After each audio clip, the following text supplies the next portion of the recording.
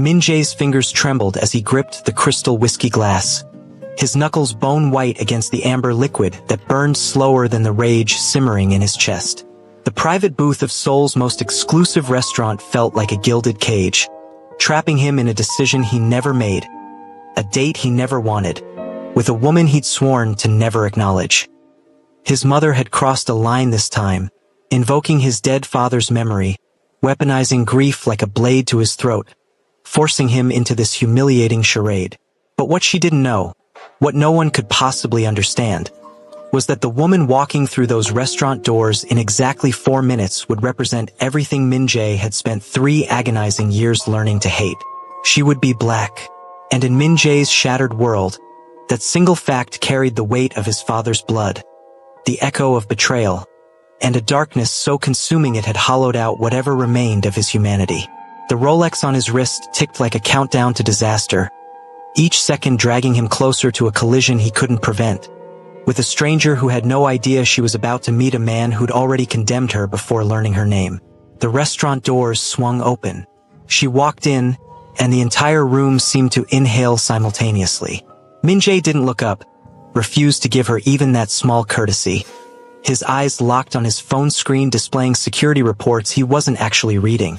But the shift in energy was unmistakable, conversations pausing mid-sentence, heads turning with that particular soul curiosity reserved for anything beautifully out of place. Footsteps approached his booth, soft but steady, nervous but determined. Min Jae counted to 5, preparing his coldest expression, ready to deliver the calculated cruelty that would end this disaster before it truly began. When he finally raised his eyes, something inside him fractured in a way he hadn't anticipated, couldn't name, didn't want to acknowledge. She was breathtaking. Her skin glowed like polished mahogany under the restaurant's soft lighting, luminous in a way that made everything around her seem washed out and lifeless.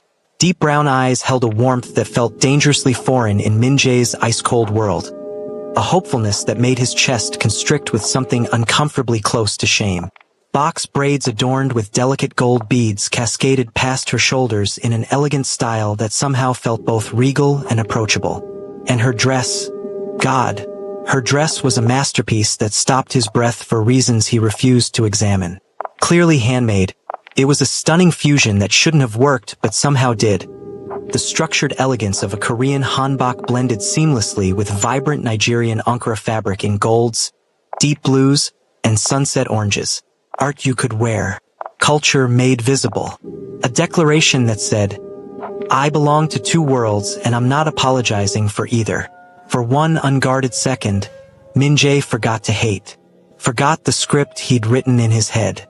Forgot everything except the undeniable fact that this woman was genuinely, devastatingly, impossibly beautiful. And that terrified him more than any rival gang ever could. Because beauty like that was dangerous.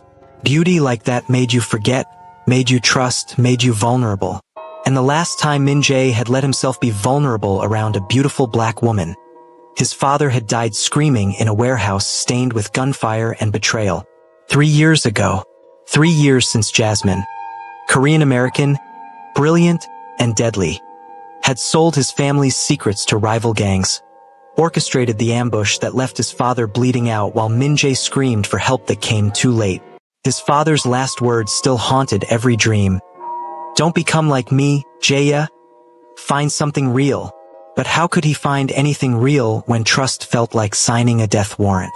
The warmth drained from Min Jae's face like water through a sieve, replaced by the familiar ice that had kept him safe, kept him strong, kept him alone. His features hardened into the mask that made enemies tremble and allies walk carefully. By the time she reached his table, by the time her hopeful smile landed on his cold expression, Min Jae had rebuilt every wall, reinforced every defense, and prepared to do what he did best. Destroy something beautiful before it could destroy him first. Hello, she said, her voice carrying a melodic accent that placed her somewhere between Seoul and somewhere far more colorful. Her Korean careful but clear. She extended her hand, that heartbreaking smile still in place despite the ice radiating from across the table. I'm Chinaza. It's very nice to meet you. Thank you for agreeing to this dinner. Her name felt like music Min-jae refused to hear. Her gratitude felt like a knife he wanted to twist. He stared at her outstretched hand for exactly 5 seconds. Long enough for hope to curdle into confusion. Long enough for her smile to falter at the edges. Long enough for the warmth in her eyes to flicker with the first shadows of doubt. Then he gave her the coldest, briefest handshake in the history of human interaction. His skin barely grazing hers before he pulled away as if burned. As if touching her any longer might contaminate him with whatever weakness she represented. Min-jae, he said flatly in English, his voice carrying all the emotional warmth of a January morgue. And then he looked away, dismissing her completely, returning his attention to his phone as if she'd already ceased to exist. Chinaza stood frozen for a heartbeat, her hand still extended in the space where his had been, confusion blooming across her beautiful face like a bruise. She'd traveled 90 minutes by subway from her cramped student housing in Hongdae to get here. She'd spent her last spare money on fabric for this dress, stayed up 3 nights hand-sewing every stitch because she wanted to honor both her Nigerian heritage and her adopted Korean home. She'd worked a double shift yesterday at the boutique and had class early tomorrow morning, but she'd agreed to this dinner because Mrs. Park, Min-jae's mother, had been so kind to her, had anonymously paid her overdue rent when Chinaza was 2 weeks from eviction, had treated her with a maternal warmth that made being 5,000 miles from her own mother just slightly more bearable. But before we continue with what happened next, with the collision that would shatter both their worlds in ways neither could predict, if you're already hooked by this impossible meeting between a man drowning in hatred and a woman radiating hope, do me a favor. Smash that subscribe button, hit the like icon, and turn on your notification bell so you never miss what happens when prejudice meets beauty, when rage meets grace, when a monster discovers the one person who might see the human underneath. Because what's about to unfold will test everything you think you know about love, redemption, and second chances. Trust me, you don't want to miss a single second. Now back to the moment that changed everything. Slowly, Chinaza lowered her hand and slid into the booth across from him. Her movements careful, deliberate, as if she were approaching something wild and wounded. She smoothed her dress, cleared her throat softly, and tried again, her voice still warm despite the frost radiating from across the table. "Your mother told me you work in business," she said, her Korean accented but clear, each word chosen carefully like stepping stones across dangerous water. "What kind of real estate?" Min-jae interrupted without looking up, his tone so dismissive it felt like a slap. "Nothing that would interest you." The condescension in those 7 words was unmistakable, calculated, designed to wound. Chinaza flinched as if he'd physically struck her, but she gathered herself, straightened her spine, and tried once more because she'd been raised by an Igbo mother who taught her that dignity meant trying even when kindness was met with cruelty. "Actually, I'm very interested in..." Min-jae's phone rang, cutting through her sentence like a blade through silk. He answered immediately without excusing himself, without acknowledging her at all, switching to rapid Korean that excluded her completely from the conversation. His voice was different now, sharp, commanding, dangerous. He was discussing money, territories, veiled threats delivered in the coded language of Seoul's underground, making decisions that affected lives and fortunes while the woman across from him sat in humiliated silence, feeling smaller with each passing second. 5 minutes crawled by like hours. Chinaza sat with her hands folded in her lap, fighting the burning sensation behind her eyes, thinking of every microaggression she'd endured in Seoul. Strangers touching her hair without permission. The modeling agency that said her skin was too dark for Korean beauty standards. The elderly woman on the subway who'd pulled her grandson away from Chinaza as if her blackness was contagious. But this felt different. This felt personal. This felt like every fear she'd carried about never being enough, never being seen, never belonging anywhere crystallized into one brutal moment of rejection. When Min-jae finally ended the call, he didn't apologize, didn't explain, just signaled the server with a casual wave that demonstrated exactly how little this dinner, this woman, this moment meant to him. "We'll order now," he said in Korean to the approaching server, his tone bored, detached. "I have another appointment." They'd been here less than 15 minutes. Something inside Chinaza cracked.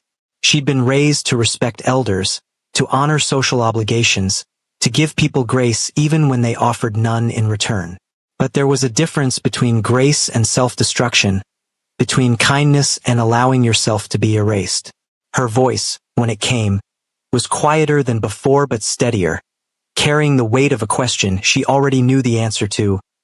Why did you agree to this dinner if you plan to treat me like I'm invisible? Min-jae finally looked at her directly for the first time since that initial glance when she'd walked in. His eyes were empty, cold, cruel silver hair catching the chandelier light like frost, sharp features carved from marble. Everything about him screaming wealth, power, and absolute indifference to the pain he was causing. My mother forced me, he said, each word dropping like stones into still water. I made it clear I didn't want this. I don't have time for distractions. Distractions? Chinaza's voice cracked on the word, tears she'd been fighting now pressing hot against her eyelids. Or do you mean someone who looks like me? The question hung in the air between them like smoke, impossible to ignore, impossible to take back. The tables nearest them had gone quiet, other diners pretending not to listen while catching every word of this beautiful collision. This public dismantling of a woman who'd walked in glowing and was now visibly crumbling. Min-jae's jaw tightened. For a millisecond, so brief Chinaza almost missed it. Something flickered behind his eyes. Guilt maybe, recognition perhaps, but it vanished as quickly as it appeared, replaced by something harder, meaner, more deliberately cutting. You're a student working part-time jobs, he said, his voice surgical in its precision, designed to dissect and destroy. I run an empire worth billions of won. We exist in completely different worlds, and frankly, you wouldn't understand my life even if I bothered to explain it. This, he gestured vaguely between them, was a mistake from the beginning. My mother means well, but she doesn't understand that some gaps are too wide to bridge. The words landed like physical blows, each one calculated to humiliate, to diminish, to erase. Chinaza felt something inside her shatter. Not her spirit, but her hope that this man might possess even a fraction of the humanity his mother clearly believed existed beneath that frozen exterior. Tears spilled down her cheeks before she could stop them, hot and shameful, and she hated herself for crying, hated him for being the kind of person who could sit there unmoved while watching someone break in front of him. She stood abruptly, her chair scraping against the floor with a sound that made every head in the restaurant turn toward their booth. Her hands trembled as she reached for her small purse, her vision blurred, her chest tight with the kind of pain that came from being seen and simultaneously rendered invisible, from being judged not for who you were but for what you represented to someone else's broken psyche. But before she left, before she gave him the satisfaction of watching her run, Chinaza did something that surprised even herself. She bowed, deeply, lower than necessary. In Korean culture, the depth of a bow communicated respect, but an excessively deep bow from someone clearly wronged communicated something else entirely. It highlighted shame, emphasized the moral failing of the person receiving it, turned deference into an accusation more powerful than any words could achieve. When she rose, her eyes met his for the last time, and her voice, though thick with tears, carried a clarity that cut through his defenses in ways his whiskey never could. You're right. We do live in different worlds. Mine has kindness in it. I hope whatever pain you're carrying stops destroying you someday. Because right now, it's making you destroy everyone else around you. Then she turned and walked toward the restaurant exit, her posture straight despite the tears streaming down her face, her anchor-adorned dress catching light with every step, her braids swaying with a dignity that Min-jae found himself unable to look away from even as he desperately wanted to. The restaurant remained silent except for the soft click of her heels against marble, every patron watching this beautiful woman exit with her head held high despite obvious devastation. And then, as if choreographed, every eye swiveled back to Min-jae with expressions ranging from disgust to pity to confusion about what kind of man could sit there unmoved after causing such visible pain. Min-jae forced himself to look at his phone, to appear unbothered, to maintain the ice-cold facade that had protected him for 3 years. But his hands shook as he lifted his whiskey glass, and the amber liquid trembled like his certainty was trembling, like something fundamental had shifted in a way he couldn't quite name and didn't want to acknowledge. Through the restaurant's floor-to-ceiling windows, he watched Chinaza push through the doors into the cold Seoul night. She made it exactly 5 steps before her legs seemed to give out, and she collapsed onto a stone bench just outside the entrance, her face buried in her hands, her shoulders shaking with sobs she'd managed to hold back while inside but could no longer contain. Her phone rang. Even through the glass, Min-jae could see her fumbling for it, wiping frantically at her face, composing herself with visible effort before answering. Her mouth moved, forming words he couldn't hear but could somehow feel, and then her face crumpled again, fresh tears spilling, but her voice, he imagined, remained steady, remained reassuring, remained protective of whoever was on the other end of that call. A server approached Min-jae's table hesitantly. "Sir, would you like to order?" "Leave," Min-jae said quietly, the single word carrying enough menace that the server bowed quickly and retreated, spreading the word through the kitchen that the silver-haired man in booth 7 was not to be disturbed under any circumstances. Min-jae sat alone in his expensive booth, surrounded by luxury, power, and the suffocating weight of a choice he'd made that suddenly felt less like protection and more like self-destruction. He'd done exactly what he planned, arrived late, stayed briefly, delivered cold dismissal, ensured there would never be a second meeting. He'd won. He'd protected himself. He'd maintained his walls. So why did victory taste like ashes? Why couldn't he stop seeing her eyes? Those impossibly warm eyes that had looked at him with hope before he'd systematically extinguished every spark of light in them. Why couldn't he stop hearing her last words? "I hope whatever pain you're carrying stops destroying you someday." Through the window, Chinaza ended her phone call, and Min-jae watched her just sit there on that cold bench, staring at nothing, looking utterly lost in a city that had never quite felt like home, in a moment that should have been a simple dinner but had instead become another confirmation that she would always be other, always be judged, always be found wanting through no fault of her own. Min-jae's phone buzzed. A text from his mother. "How is the dinner going? Is she lovely? Are you being kind?" His thumb hovered over the keyboard, a dozen cruel responses forming and dissolving, before he finally typed, "It's over. Don't ask again." He threw cash on the table. Far more than the meal cost, far more than necessary, as if money could somehow purchase absolution for sins that had nothing to do with economics and everything to do with the rot growing where his heart used to be. Then he stood, straightened his suit jacket, and walked toward the exit with the same commanding presence that made people step aside, made servers bow, made rivals think twice before challenging him.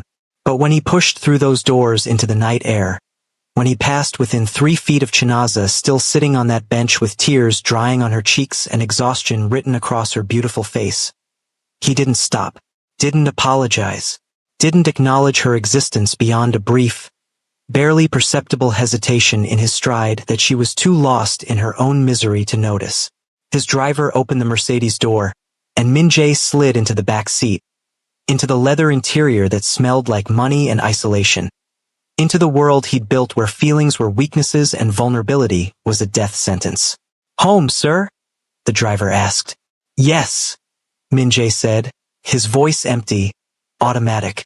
But as the car pulled away from the curb, as the restaurant lights faded behind them, Min-jae found himself turning to look through the rear window, found himself watching Chinaza's small figure on that bench growing smaller and smaller until Seoul's night swallowed her completely, and something in his chest, something he'd thought died 3 years ago in a warehouse filled with his father's blood, twisted painfully, insistently, refusing to be ignored no matter how much whiskey he planned to pour on it when he got home. The penthouse, when he arrived, was exactly as he'd left it.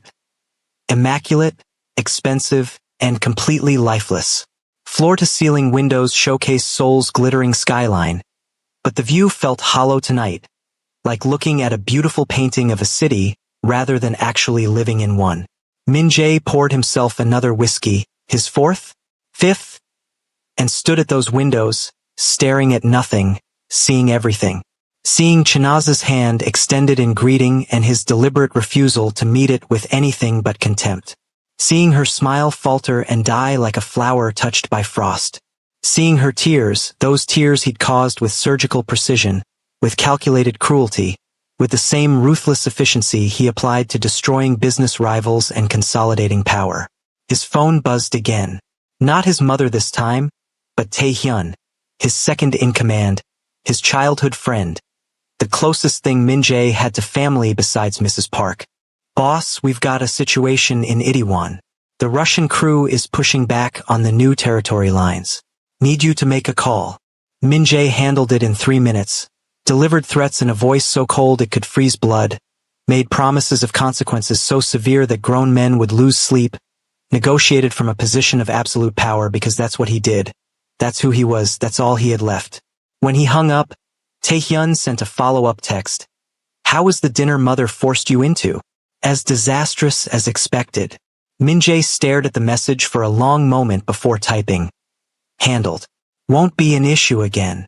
But when he set the phone down, when he returned to staring at Seoul's skyline with a glass of whiskey burning his throat, he couldn't shake the feeling that he'd handled something far more significant than a business negotiation tonight. He'd handled a woman with dreams and struggles and a family 5,000 miles away counting on her. He'd handled someone's daughter, someone's hope, someone who'd walked into that restaurant believing, however naively, that people could surprise you, that strangers could be kind, that the world might be gentler than her experiences had taught her to expect. And he'd proven her wrong in the cruelest way possible. The whiskey glass cracked in his grip. Not shattered, just a hairline fracture spreading like veins through crystal, like the fractures spreading through whatever remained of his conscience. Min-jae set it down carefully, his hand coming away wet with whiskey and a thin line of blood from where a shard had cut his palm. He watched the blood well up, dark and real, and thought about his father bleeding out in that warehouse while Min-jae screamed for help that never came fast enough. Thought about Jasmine's beautiful face, her warm laugh, the way she'd called him Appa like family before she'd sold that family for 30 pieces of silver, and a guarantee of protection from the very gangs who'd murdered his father with information she'd provided. And he thought about Chinaza, who looked nothing like Jasmine beyond the melanin in her skin, who came from an entirely different world, who'd done absolutely nothing to deserve his hatred except exist in a body that reminded him of his worst day, his deepest loss, his most profound failure to protect what mattered. 3 years he'd been running from that warehouse. 3 years he'd been building walls, accumulating power, becoming the kind of man his father had begged him not to become. And tonight, he'd just proven that his father's dying wish, find something real, would remain forever unfulfilled because Min-jae had systematically destroyed his own capacity to recognize real when it walked into a restaurant wearing Ankara fabric and hope. His mother called. Min-jae let it ring through to voicemail, unable to face her voice, her disappointment, her questions about a dinner that should have been simple and had instead become another piece of evidence that her son was disappearing into something cold and unreachable. The voicemail notification blinked. Against his better judgment, Min-jae played it. His mother's voice, thick with tears. "Jaya, Mrs. Kim from church just called me. She heard from her daughter who works at that restaurant. She told me what happened, what you did, how you treated that sweet girl. I don't even know who you are anymore. Your father would be so ashamed. I'm ashamed. That beautiful young woman came all the way from Hongdae after working a double shift. She wore a dress she made with her own hands because she wanted to honor both her culture and ours. She was nervous but hopeful, and you destroyed her. For what? Because she reminds you of Jasmine? Because your pain is so precious that everyone else must suffer for it? I raised you better than this. I thought I raised you better than this." A long pause, filled with the sound of his mother crying. And then, "You have a choice, Min-jae. You apologize to that girl. Properly, sincerely, face to face, or you've lost me too. I won't watch my son become a monster just because he's too afraid to heal." The voicemail ended. The penthouse fell silent except for the sound of Seoul's traffic 40 floors below and Min-jae's ragged breathing as something inside him, something he'd kept carefully locked away for 3 years, began to crack and crack and crack. Min-jae didn't sleep. He stood at those floor-to-ceiling windows until Seoul's skyline began to pale with approaching dawn, until the whiskey bottle sat empty beside him, until exhaustion made his eyes burn but his mind refused to quiet, refused to stop replaying Chinaza's face in an endless, torturous loop. Her hope transforming into confusion, her confusion hardening into pain, her pain crystallizing into something worse. Disappointment. Not anger, not hatred, just profound disappointment, as if she'd expected better from humanity and he'd confirmed her lowest assumptions about how the world treated people who looked like her. When his phone buzzed at 6 a.m. with business reports requiring his attention, Min-jae handled them mechanically, his voice steady and cold despite the chaos churning beneath his skin. By 7, Taehyun had called twice about the Itaewon situation escalating, and Min-jae had resolved it with 3 phone calls and 1 thinly veiled threat that left no room for misunderstanding. By 8, he'd showered, dressed in a fresh suit, and looked exactly like the powerful man who commanded Seoul's underground, except for his eyes, which carried shadows that no amount of expensive skincare could hide. His assistant knocked on his home office door. "Sir, your mother is here. She says." "I know what she says," Min-jae interrupted, his voice flat. "Send her in." Mrs. Park entered like a storm in elegant clothing. Her silver-streaked hair pulled back, her expression carrying the kind of fury that only mothers could wield, the kind that bypassed all defenses because it came wrapped in love and therefore hurt infinitely more than any enemy's attack ever could. "Don't," she said before Min-jae could speak. "Don't you dare try to explain or justify what you did last night. I didn't raise a man who treats people like garbage because they remind him of his pain. I didn't sacrifice everything to give you opportunities just to watch you become exactly what your father feared." "Father feared weakness," Min-jae said, his voice controlled, measured. "He feared trust. He feared you becoming him." Mrs. Park's voice cracked like thunder, tears streaming down her face in a way that made Min-jae's chest constrict painfully. He spent his whole life building an empire on fear and violence, and it killed him. His last words weren't about the business or revenge or power. They were about you finding something real, something that mattered beyond money and territories and the endless cycle of hurt we inflict because we're too broken to heal. She moved closer, her hand reaching up to touch Min-jae's face with a gentleness that felt like accusation. "That girl, Chinaza, do you know anything about her? Do you care? She's 22 years old, studying fashion design at Hongik University while working 2 jobs because her family in Nigeria sold their ancestral land to send her here. Their land, Jaya, the ground their ancestors are buried in. She sends 70% of everything she earns back home to pay for her siblings' education. She volunteers every Saturday teaching Korean children about African culture, even though she faces discrimination daily. And she agreed to meet you, a complete stranger, because I showed her kindness once. And in her culture, gratitude isn't just words, it's action." Mrs. Park's fingers trembled against his cheek. "She's extraordinary. And you treated her like she was nothing. Like her black skin was a crime she committed by existing." Min-jae pulled away from his mother's touch, moving back to his windows, his fortress, his isolation. "She looked like Jasmine. She looked nothing like Jasmine except for melanin." His mother's voice rose to a pitch Min-jae had never heard, raw and desperate. "Jasmine was Korean American. Chinaza is Nigerian. Jasmine spoke perfect English and Korean. Chinaza speaks Igbo and is still learning our language. Jasmine was a liar and a traitor. Chinaza is a young woman trying to survive in a country that treats her like a curiosity at best and a threat at worst. The only thing they share is the color of their skin. And you using that as justification for cruelty makes you no better than every racist who's ever made Chinaza feel like she doesn't belong." The word racist landed like a physical blow. Min-jae had called himself many things over the past 3 years. Monster, cold, ruthless, broken. But hearing his mother say that word, applying it to him with tears streaming down her face, made something inside him crack wider, made the whiskey and sleeplessness and carefully maintained walls suddenly feel insufficient against the truth he'd been running from. "I know what I am," he said quietly, his voice barely above a whisper. "Then change it." Mrs. Park moved to stand beside him at the window, both of them staring at Seoul waking up below. At a city full of people living and loving and hurting and healing in ways Min-jae had forgotten were possible. You have two choices, my son. You find Chinaza, you apologize properly.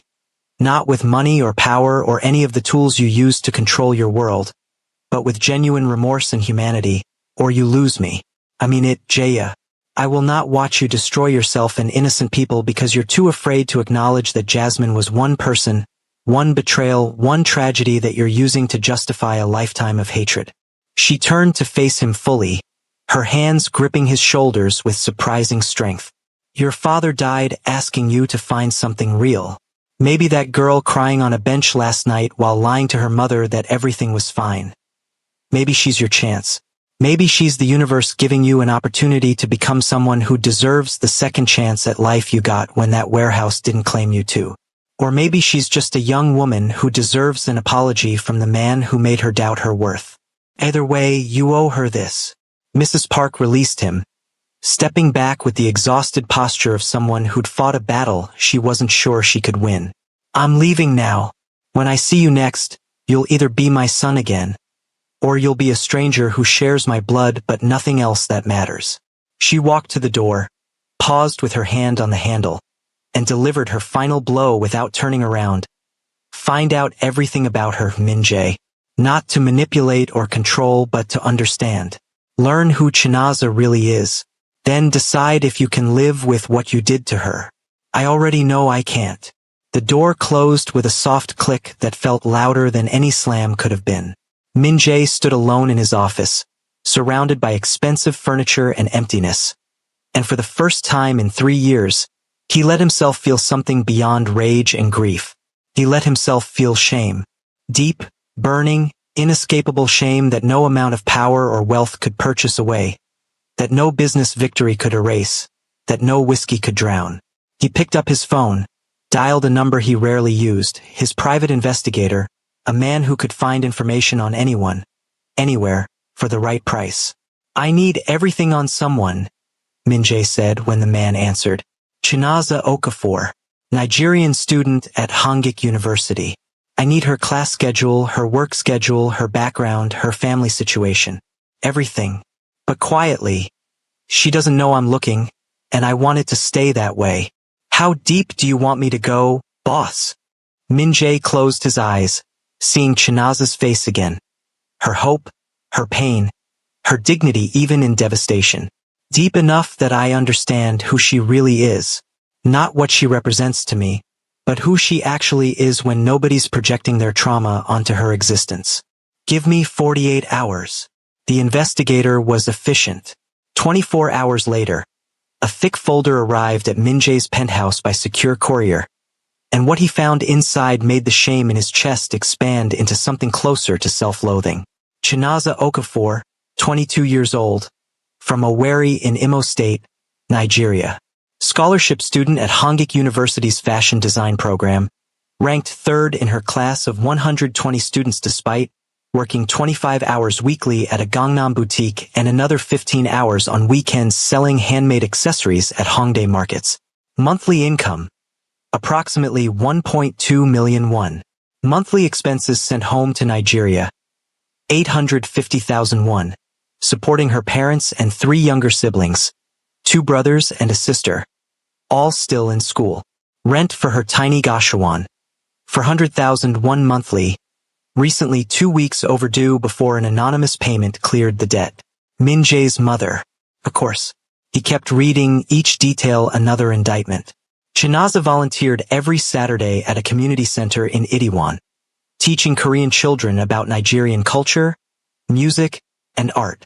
She'd faced discrimination at 3 modeling agencies who told her she was beautiful but not Korean beautiful, that her skin tone wouldn't photograph well for Korean markets, that perhaps she should try international modeling instead.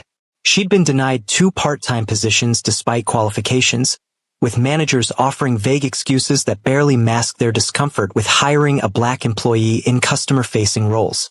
Her professors' evaluations painted a picture of extraordinary talent, innovative, technically brilliant, possesses unique cultural perspective that enriches our program, resilient despite facing challenges many students never encounter.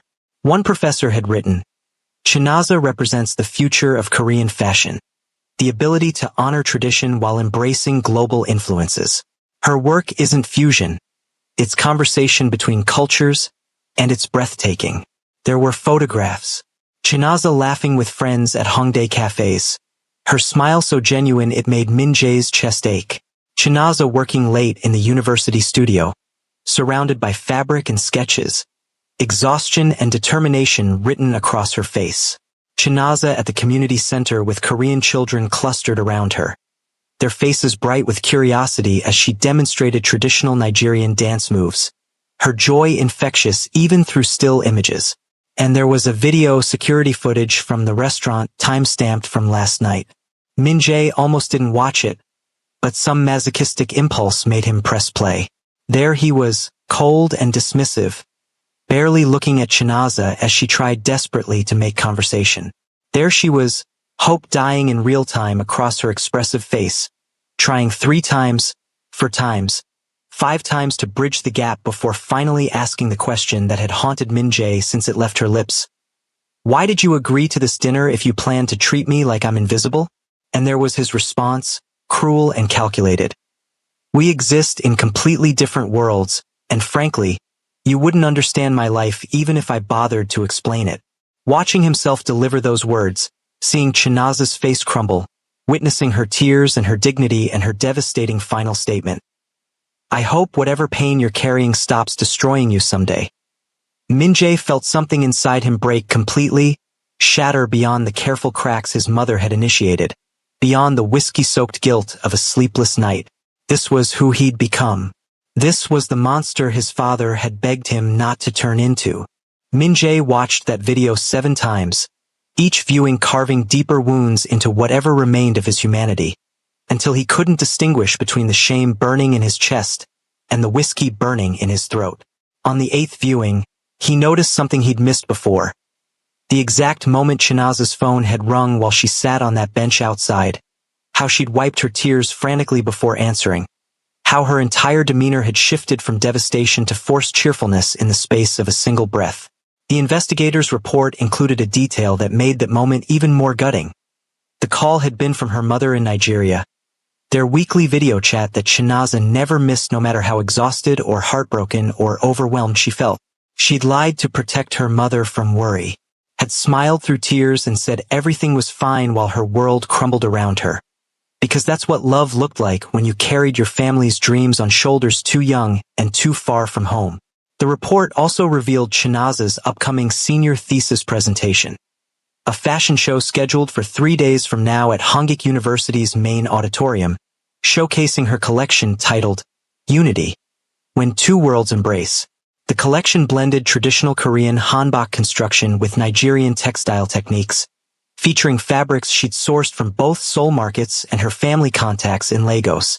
It represented 2 years of work, countless sleepless nights, and every penny she hadn't sent home invested in materials and production. Min Jae closed the folder, his decision crystallizing into something that felt less like choice and more like inevitability. He would go to that show, not to intimidate or control or manipulate, not with bodyguards or power plays or any of the tools he typically used to bend the world to his will. He would go as a regular person, stand in the back like any other attendee, and see Chinaza's world, her dreams, her truth without the filter of his trauma, distorting everything into threats and betrayals. Maybe then he could find words for an apology that might actually mean something. 3 days felt like 3 years. Min Jae handled his business obligations mechanically, resolved a territorial dispute with a rival gang, finalized a legitimate real estate acquisition in Gangnam, attended 2 meetings where his presence alone was enough to ensure compliance. But his mind stayed elsewhere, stayed with a young woman he'd wounded without cause, stayed with questions that had no easy answers about who he'd become and whether transformation was even possible for someone so thoroughly broken. Taehyun noticed the distraction. "Boss, you've been off since that dinner. What happened?" "Nothing that concerns the business," Min Jae said, his tone making it clear the conversation was over. But Taehyun had known him since childhood, could read the shadows behind his eyes better than anyone except Mrs. Park. The girl got to you. It wasn't a question. Min-jae didn't bother denying it. I destroyed her for no reason except my own cowardice.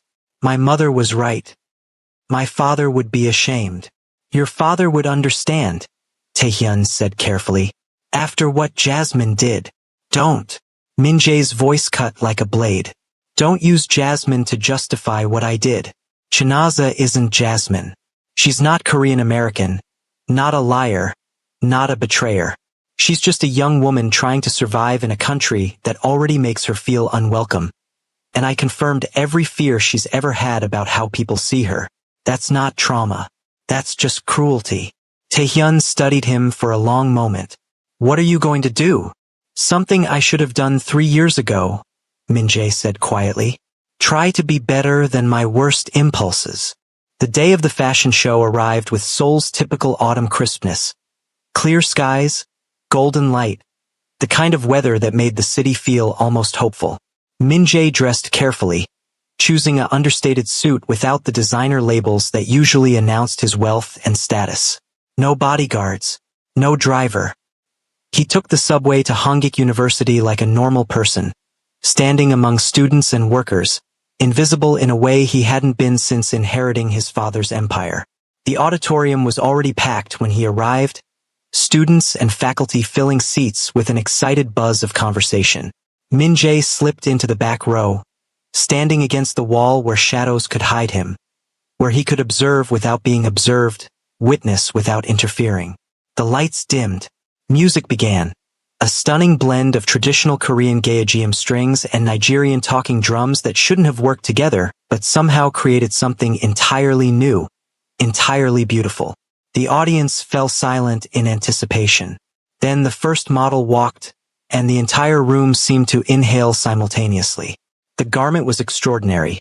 A hanbok-structured dress using Nigerian attire-dyed fabric in deep indigo and white geometric patterns. The traditional Korean silhouette somehow enhanced rather than diminished by the African textile, creating a visual conversation between cultures that spoke of respect, understanding, and genuine artistic vision. Each piece that followed built on this foundation. Geoghery tops paired with Ankara print skirts, wedding garments that blended Korean bajagi wrapping techniques with Nigerian asook weaving, modern interpretations of traditional dress that honored both heritages without diminishing either. Min-jae found himself holding his breath, unable to look away, recognizing the dress Chinaza had worn to their disastrous dinner among the collection and understanding for the first time the significance of that choice. She'd worn her heart on her body that night, had presented herself as a bridge between worlds, had offered him a glimpse of her dreams made tangible. And he dismissed it all without a second glance, too consumed by his own demons to see the extraordinary woman standing in front of him. The show concluded to thunderous applause.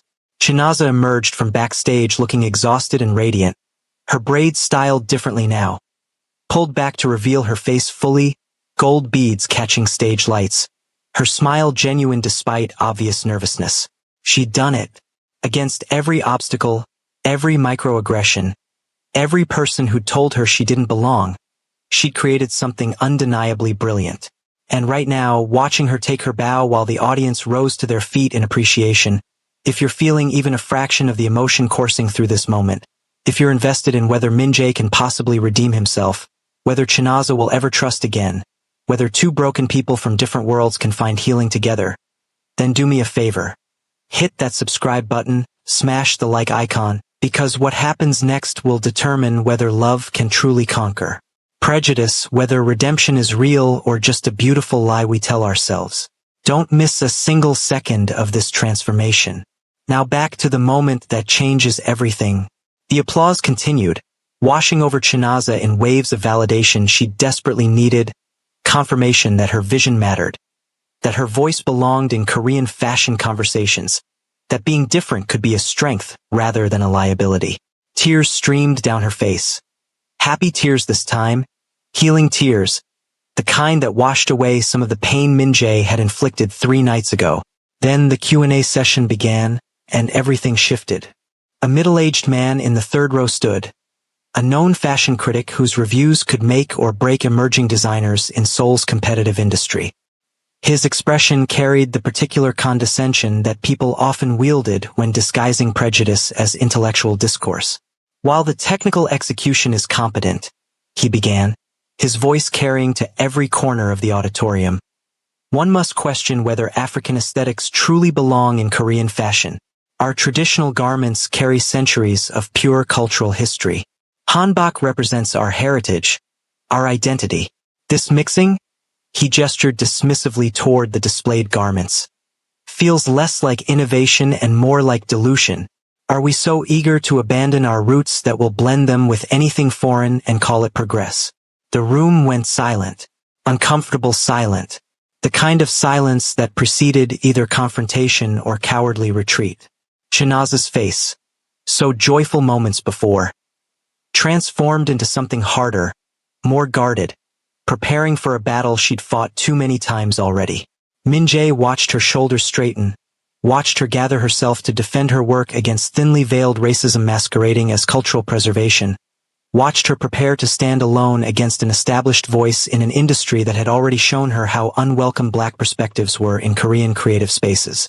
And something inside Min-jae, something that had been cracking and breaking and reforming over the past 3 days, finally shattered completely, rearranging itself into something that felt less like the monster he'd become and more like the man his father had begged him to be.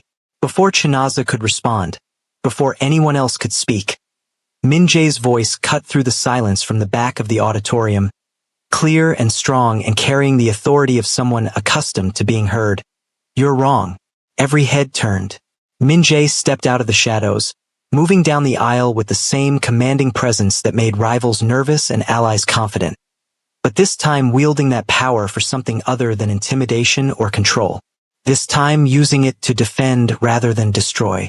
Korean culture, he continued, his voice steady and precise, has never been pure. Hanbok itself incorporated Mongolian influences during the Goryeo dynasty. The Jeoggery structure, the way we wrap and tie our traditional dress, all influenced by cultural exchange with northern tribes. Our language borrowed extensively from Chinese characters, later from Japanese during occupation, and now includes countless English words. The very chili peppers that define Korean cuisine, the foundation of kimchi, of gochujang, of the flavors we claim as uniquely ours, came from the Americas through Portuguese traders. Cultural purity is a myth we tell ourselves when we're too afraid to acknowledge that everything we treasure was born from exchange, adaptation, evolution. He reached the front of the auditorium now, standing beside Chinaza's display, his hand gesturing to the garments with genuine appreciation rather than dismissal. These designs don't dilute Korean culture. They prove our traditions are strong enough, beautiful enough, meaningful enough to engage in conversation with other cultures and create something new without losing what makes them valuable.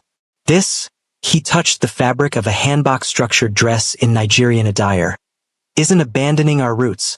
It's demonstrating that our roots run deep enough to support growth, change, collaboration.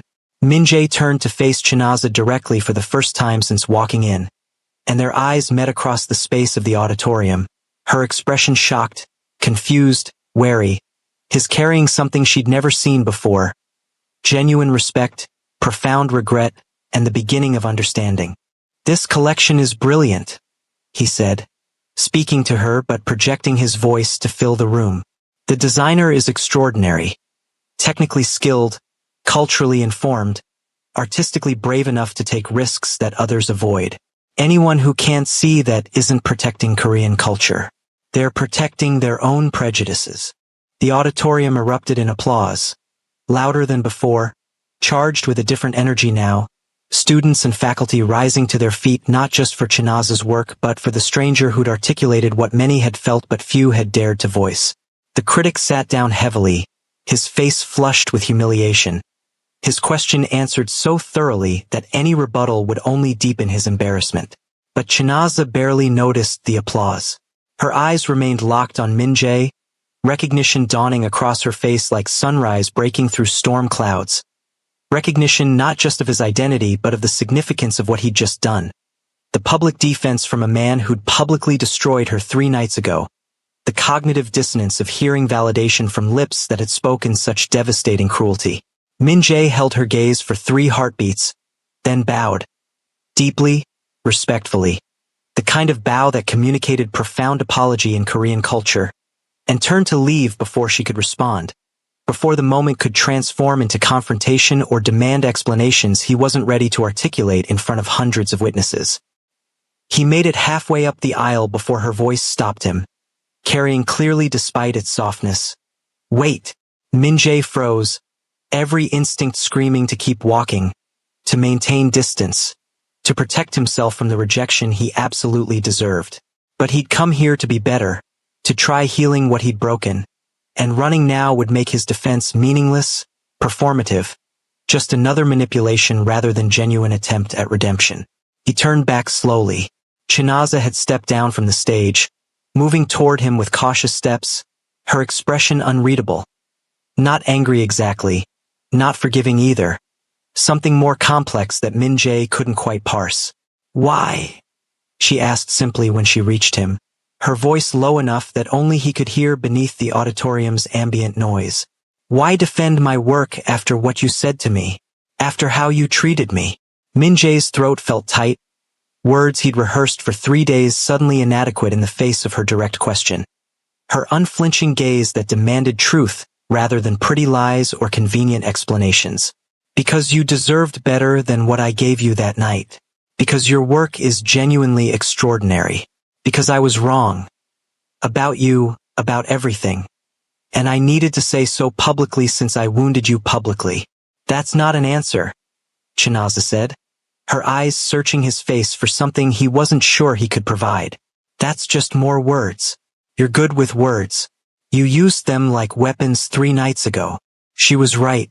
Min-jae took a shaky breath, aware that students were watching this exchange with undisguised curiosity, that whispers were spreading through the auditorium about the silver-haired stranger confronting the designer, that this moment was becoming spectacle whether he wanted it to or not. Can we talk? He asked quietly. Not here. Somewhere private. I owe you an explanation that's real, not performed for an audience. Chinaza studied him for a long moment, suspicion and curiosity warring across her expressive face. Finally, she nodded once, sharp and decisive. There's a cafe near campus. 20 minutes.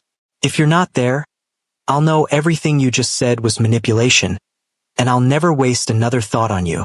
She turned and walked back toward the stage before Min-jae could respond, leaving him standing in the aisle with his heart hammering against his ribs, and the terrifying realization that the next 20 minutes would determine whether redemption was possible or whether he'd destroyed something precious beyond repair.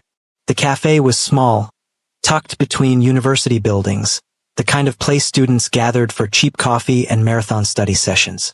Min-jae arrived first, choosing a corner table far from windows and other patrons, ordering 2 Americanos because he didn't know what else to do with his hands, with the nervous energy flooding his system in ways business negotiations never triggered. Chinaza arrived exactly 20 minutes later, still wearing the elegant outfit from her show. A modern hanbok in cream and gold that made her dark skin luminous, her braids now loose around her shoulders. She slid into the seat across from him with guarded body language, arms crossed, expression neutral but eyes sharp, assessing, looking for deception before he even opened his mouth. Talk, she said simply. So Min-jae talked. He told her everything. His father's murder 3 years ago, the warehouse stained with blood and betrayal, holding his dying father who whispered final words about finding something real.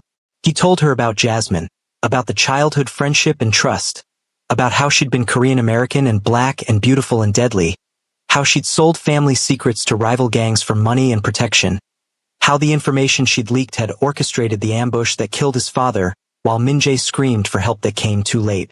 After he died, Min-jae continued, his voice rough with emotion he'd kept locked away for 3 years. I needed someone to blame. The rival gangs, yes. Jasmine, obviously. But my grief was so massive it needed a bigger target. Something I could hate without complications. So my broken brain decided that black women, all black women, carried Jasmine's betrayal in their DNA. I know it's irrational. I know it's racist. I know it's unforgivable, but pain doesn't follow logic, and trauma doesn't care about fairness. Chinaza's expression remained neutral, but her eyes glistened with unshed tears.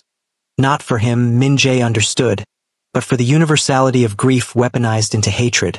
For how many people throughout history had turned their pain into prejudice and called it justified. When I saw you walk into that restaurant, Min-jae forced himself to continue. You were so beautiful it took my breath away. For 1 second I forgot to hate. I forgot my script. I just saw you. This radiant woman who'd clearly put enormous care into her appearance, who was nervous but hopeful, who represented possibility rather than threat. And that terrified me more than any business rival ever could. Because beauty like that, hope like that, it makes you forget, makes you trust, makes you vulnerable. And the last time I was vulnerable around a beautiful black woman, my father died. He paused, fighting for composure, for words adequate to the magnitude of his failure. So I panicked. I rebuilt my walls in real time and hurt you deliberately, systematically, with surgical precision designed to make sure you'd never try reaching me again. I treated you like you were nothing because I needed you to be nothing, needed to prove to myself that you were just another threat, another potential betrayal, another reason to stay frozen and safe and alone. Chinaza's tears spilled over now, tracking down her cheeks in silent rivers that made Min-jae's chest ache. Do you have any idea? She said, her voice trembling but steady. How many times people have made me feel worthless because of my skin? How many auditions I've lost? How many jobs I've been denied? How many strangers have touched my hair without asking or pulled their children away from me on the subway like my blackness is contagious? I came to Korea chasing dreams my family sacrificed everything for. They sold land our ancestors are buried in to send me here. And every single day, I have to prove I deserve to exist in spaces that make it clear I'm unwelcome. She leaned forward, her eyes burning into his with intensity that made Min-jae unable to look away. That night at the restaurant, I didn't need you to love me or even like me. I just needed you to see me as human, as Chinaza, not as a representative of every black woman who's ever existed, not as Jasmine's ghost, not as your trauma made visible, just as me. A 22-year-old woman far from home, working herself to exhaustion, trying desperately not to fail the people who gave up everything so I could chase something they'll never experience themselves. I know, Min-jae whispered, his own tears falling now, hot and shameful. I see you now, Chinaza. I see exactly who you are. And I'm so deeply sorry for projecting my pain onto someone who'd done absolutely nothing to deserve it. You're not Jasmine. You're not Korean American. You're not a liar or a betrayer. You're Chinaza Okafor from Owerri, Nigeria. You're a brilliant designer, a devoted daughter and sister, a kind person who teaches children and works 2 jobs and creates beauty that bridges cultures. You deserve so much better than what I gave you. Chinaza wiped her tears roughly, her expression hardening. Your apology doesn't erase what you did. It doesn't fix the fact that I cried myself to sleep that night, or that I lied to my mother on the phone because I couldn't bear her knowing that someone made me feel worthless again. Words are cheap, Min-jae, especially from someone who used them like weapons. I know, he said again, feeling the truth of her words like physical blows. I'm not asking for forgiveness. I'm just asking for a chance to prove I can be better than my worst impulses. Not through money or power or any of the tools I usually use to control outcomes, but through genuine change, through learning who you really are, through becoming someone who deserves to exist in the same world as someone as extraordinary as you. Chinaza shook her head slowly, fresh tears falling. I don't know if I can trust that. I don't know if I can risk believing you're sincere only to have you destroy me again when something triggers your trauma. I've been hurt too many times to be naive about people's capacity for change. Then don't trust me, Min-jae said, his voice raw with desperation and honesty. Test me. Give me impossible tasks. Watch me fail and learn and try again. I'm not asking you to hand me forgiveness or trust. I'm asking you to let me earn it, slowly, painfully, with proof rather than promises. If I fail, you walk away knowing you gave me more than I deserved. If I somehow succeed, Maybe we both discover that transformation is possible even for people as broken as me. The cafe hummed around them. Students laughing, espresso machines hissing, life continuing in blissful ignorance of this quiet conversation that felt like the pivot point between Min-jae's past and whatever future might be possible if Chinaza granted him grace he hadn't earned and didn't deserve. Finally, after a silence that felt eternal, Chinaza spoke. I accept your apology, but I don't forgive you yet. Forgiveness isn't a gift I hand you because you asked nicely and cried pretty tears. It's something you earn through sustained action, through proving your words translate into genuine change, through becoming someone who sees my humanity without needing a crisis to remember I possess it. Relief and terror flooded Min-jae in equal measure. What can I do? How do I earn it? Chinaza stood, gathering her bag, preparing to leave. Learn about me, about where I come from, about Igbo culture, Nigerian history, what it means to be black in Korea. Read our literature. Watch our films. Understand why your words cut so deep. If you want my forgiveness, start by educating yourself about the humanity you dismissed so easily. She moved toward the cafe exit, then paused, looking back at him with an expression that carried both pain and possibility. And Min-jae? Stop using your trauma as permission to wound others. Your father's death was a tragedy. What you did to me was a choice. Own the difference. Then she was gone, leaving Min-jae alone with cold Americanos and the monumental task of becoming someone worthy of the second chance she'd offered. A chance he swore to himself, to his father's memory, to whatever redemption might look like, that he wouldn't waste. Min-jae started that very night. Not with grand gestures or expensive gifts, the tools he'd relied on his entire life to solve problems and bend situations to his will, but with something far more uncomfortable. Genuine effort to understand a world he'd never bothered examining before. He ordered books online with overnight delivery, Chinua Achebe's Things Fall Apart, Chimamanda Ngozi Adichie's Americana, and half of A Yellow Sun, Buchi Emikita's The Joys of Motherhood. He found Igbo language learning apps and stumbled through basic phrases with pronunciation so terrible it would have been comedic if the stakes weren't so devastatingly high. He watched Nollywood films late into the night, absorbing storytelling styles and cultural references that felt completely foreign yet somehow deeply human in their exploration of family, loyalty, sacrifice, love. He researched Igbo traditions, the importance of community over individualism, the reverence for ancestors and elders, the intricate social protocols around respect and reciprocity that made Chinaza's agreement to that disastrous dinner even more significant. She'd agreed out of gratitude to his mother, honoring a debt of kindness according to cultural values that prized such obligations. And he'd repaid that grace with cruelty calculated to wound. The shame sat heavier with each new piece of understanding. Days became weeks. Min-jae managed his business obligations with his usual efficiency, but his nights belonged to education, to transformation, to slowly dismantling the prejudices he'd built like fortresses around his grief. He found online communities of Koreans learning about African cultures, discovered Korean-African cultural exchange programs he'd never known existed, read articles about the experiences of black people in Korea that made his chest tight with recognition of patterns he'd perpetuated without conscious thought. He never contacted Chinaza directly during this time, respecting the boundary she'd established, proving through absence that he understood this wasn't about manipulating her into forgiveness but about genuine internal change whether she ever witnessed it or not. But he thought about her constantly, wondered if she was sleeping better, if her fashion show success had opened doors she'd been knocking on for years, if she still carried the wounds he'd inflicted, or if they'd started healing in his absence. 6 weeks after the cafe conversation, Min-jae's Igbo language tutor, a Nigerian graduate student studying at Seoul National University, mentioned that one of his friends knew Chinaza, that she'd been nominated for a prestigious fashion award recognizing emerging designers who brought fresh perspectives to Korean fashion. The award ceremony was in 3 days. Min-jae made a decision that felt both terrifying and inevitable.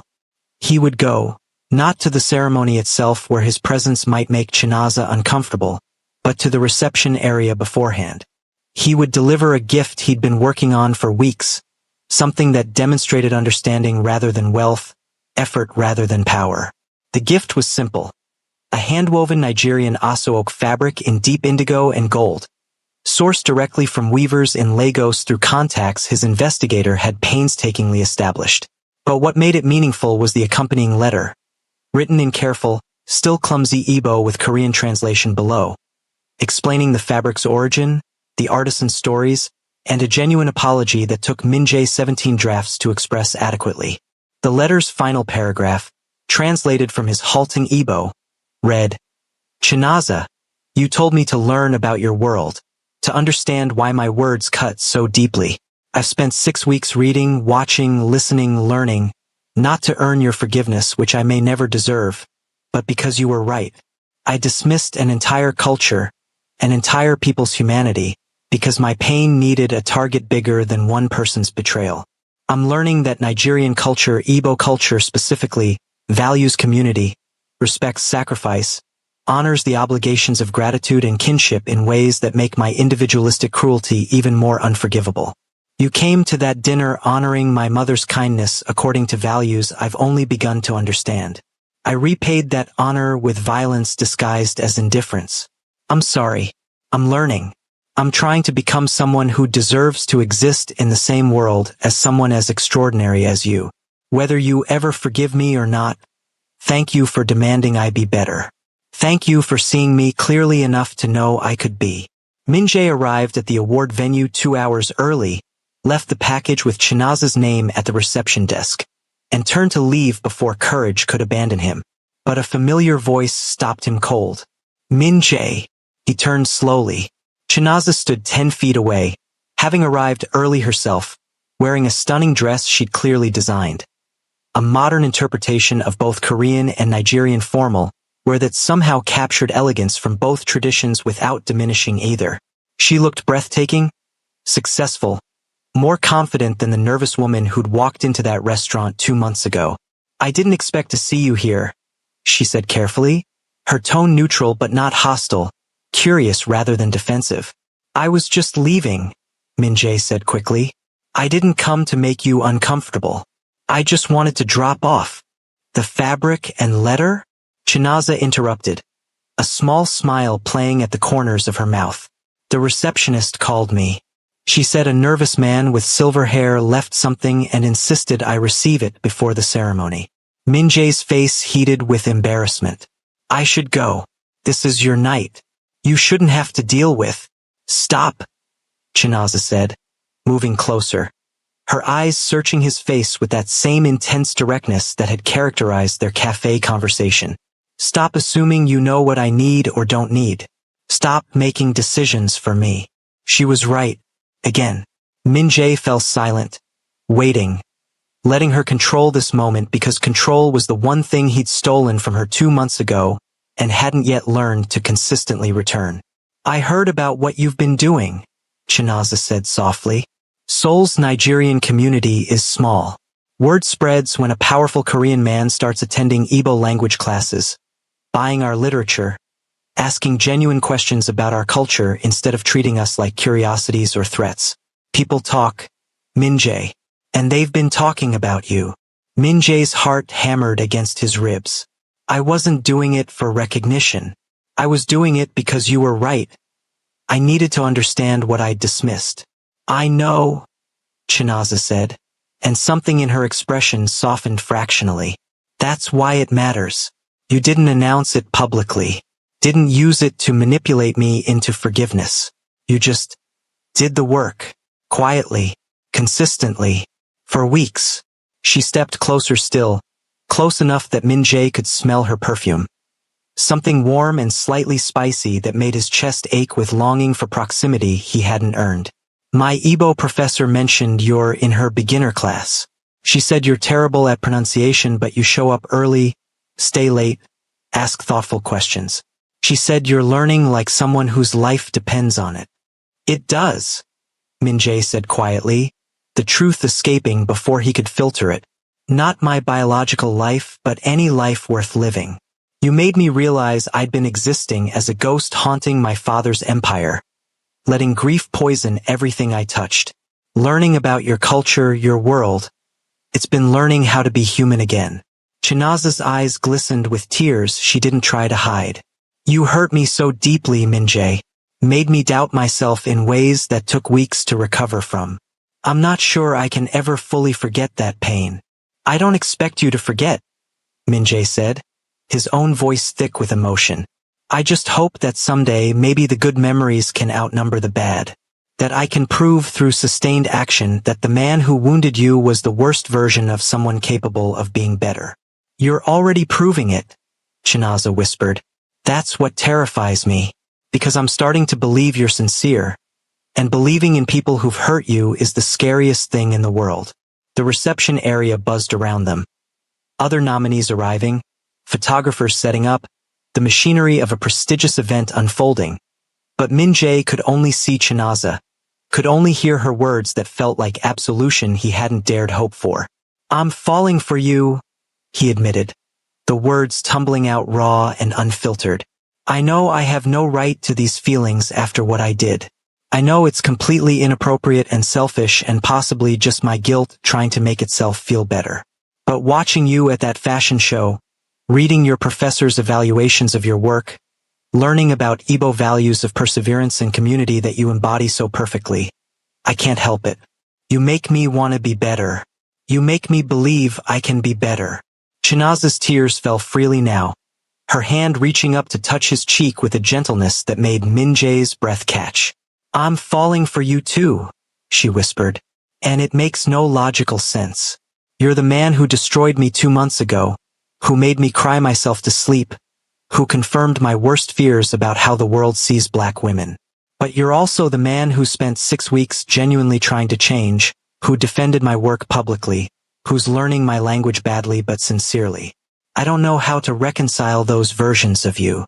Maybe you don't have to reconcile them, Minjae said, covering her hand with his, marveling at the warmth of her skin, the trust implicit in her touch. Maybe you just have to decide if the person I'm becoming is worth the risk of trusting despite the person I was. Before Chinaza could respond, the ceremony coordinator called her name, announcing 5 minutes until the program began. She pulled back reluctantly, wiping her tears, gathering herself with visible effort. Come to the ceremony, she said suddenly. Not hiding in the back this time. Sit where I can see you. Let me watch you watching me succeed despite everything that tried to break me, including you. If we're going to try this, whatever this is, I need to know you can witness my joy without your trauma turning it into a threat. I'll be there, Minjae promised. Front row if they'll let me, cheering louder than anyone. Proud of you in ways I have no right to be but can't help feeling anyway. Chinaza smiled, genuinely warmly, with a hope that made her already beautiful face absolutely radiant. Then she turned and walked toward the ceremony hall, leaving Minjae standing alone with his heart hammering and the terrifying, exhilarating realization that redemption might actually be possible, that love might actually be real, that the universe might actually grant second chances to people broken enough to do the hard work of healing. The ceremony was beautiful. Chinaza didn't win the top award. That went to a senior designer with more experience and industry connections. But she won the Emerging Designer Innovation Prize, and when they called her name, when she walked across that stage with tears streaming and joy radiating from every pore, Minjae stood and applauded until his hands hurt, his own tears falling without shame or restraint. Their eyes met across the auditorium, her on stage holding her award, him in the third row standing ovation, both of them crying, both of them terrified, both of them hoping. And in that moment, Minjae understood what his father had meant by find something real. This was real. This pain and growth and terrifying vulnerability. This woman who demanded he be better and waited while he learned how. This possibility that love could exist not despite trauma, but because two broken people chose healing over hatred, chose growth over grief, chose each other despite every logical reason to run in opposite directions. After the ceremony, as guests mingled and congratulated nominees, Minjae found Chinaza surrounded by well-wishers. He hung back, respecting her moment, content to witness her success from a distance. But she saw him, excused herself from conversation, and crossed the room with purpose that made his heart race. Walk with me, she said simply, taking his hand without hesitation. leading him out of the crowded venue into Seoul's night air, into a future neither could predict but both were brave enough to try building together. They walked along the Han River in comfortable silence, hands intertwined, two people from impossible backgrounds finding unexpected harmony. Finally, Chinaza spoke. I forgive you, Min-jae. Not because you've earned it through 6 weeks of effort. Forgiveness isn't transactional. I forgive you because holding on to that pain was destroying me as surely as your prejudice was destroying you. We both deserve better than being prisoners of our worst moments. Min-jae stopped walking, turned to face her fully, and did something he hadn't done since his father's funeral. He cried without trying to hide it, without shame, with the raw vulnerability of someone finally allowing themselves to feel everything they'd been running from. Thank you, he whispered in Igbo, clumsy pronunciation, but sincere. Ahuru mgi and Anya. I love you. Chinaza laughed through her own tears, correcting his tones gently, then responding in Korean, Saranghae, I love you too. They kissed under Seoul's glittering skyline. A Korean man learning to heal, a Nigerian woman learning to trust, two cultures meeting in the space between trauma and hope, between prejudice and love, between who they'd been and who they were brave enough to become together. 3 years later, Min-jae and Chinaza stood in a garden decorated with both Korean lanterns and Nigerian Ankara fabric, surrounded by families who'd traveled across continents to witness this impossible union. They'd chosen a dual ceremony, traditional Igbo Igbonkor wine-carrying ritual followed by Korean paibik, honoring both heritages without diminishing either. Mrs. Park and Chinaza's mother embraced like sisters, tears of joy streaming down faces that had known too much sorrow but had chosen hope anyway. Taehyun served as best man, joking about his fearsome boss getting domesticated by love. When Chinaza carried the palm wine among guests, seeking her husband in the traditional Igbo ceremony, she passed wealthy men and powerful figures before kneeling in front of Min-jae. No longer a mafia boss, but the founder of a legitimate security consulting firm specializing in Korean-African business partnerships, offering him the cup with a smile that contained entire universes of forgiveness and trust earned through sustained effort. He drank, and the garden erupted in celebration. Their final scene was simple. A modest Seoul apartment filled with warmth, Chinaza's fashion designs hanging on walls, photos of both families smiling, Nigerian and Korean decorative touches blending beautifully. Chinaza, 8 months pregnant with twins, worked on sketches for her internationally recognized Unity fashion line. 2 years later, Min-jae sat beside her reading a Korean Igbo children's book to her belly. His pronunciation still terrible after 3 years, making her laugh that same warm laugh that had saved his soul. Say it again, she teased, correcting his Igbo tones for the 1,000th time. He tried, failed, and they both dissolved into laughter. He rested his hand on her belly, feeling their twins kick, the next generation born from impossible love, living proof that choosing compassion over prejudice, growth over grief, love over hatred could create something beautiful enough to heal what seemed forever broken. Ahuru mgi and Anya, he whispered, finally getting the pronunciation right. I know, Chinaza said, touching his face with infinite tenderness. Now say it in Korean. Saranghae, he murmured, kissing her softly. And in that moment, in that small apartment filled with two cultures and infinite love, Min-jae understood completely what his father's dying words had meant. This was real. This was what mattered. This was worth every wall he'd had to tear down, every prejudice he'd had to confront, every comfortable lie he'd had to abandon to become someone worthy of the extraordinary woman who demanded he be better and waited patiently while he learned how. Love didn't erase his trauma, didn't delete Chinaza's pain, didn't magically solve the complexities of cross-cultural relationships or eliminate the prejudices still thriving in the world around them.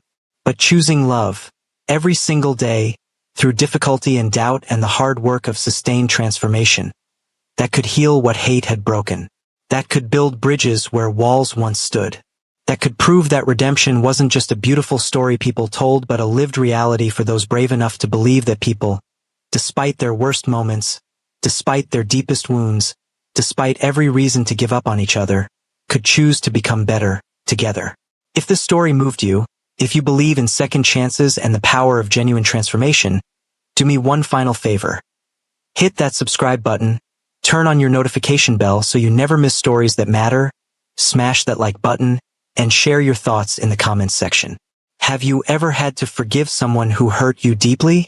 Have you ever had to earn forgiveness after being your worst self? Tell me your stories.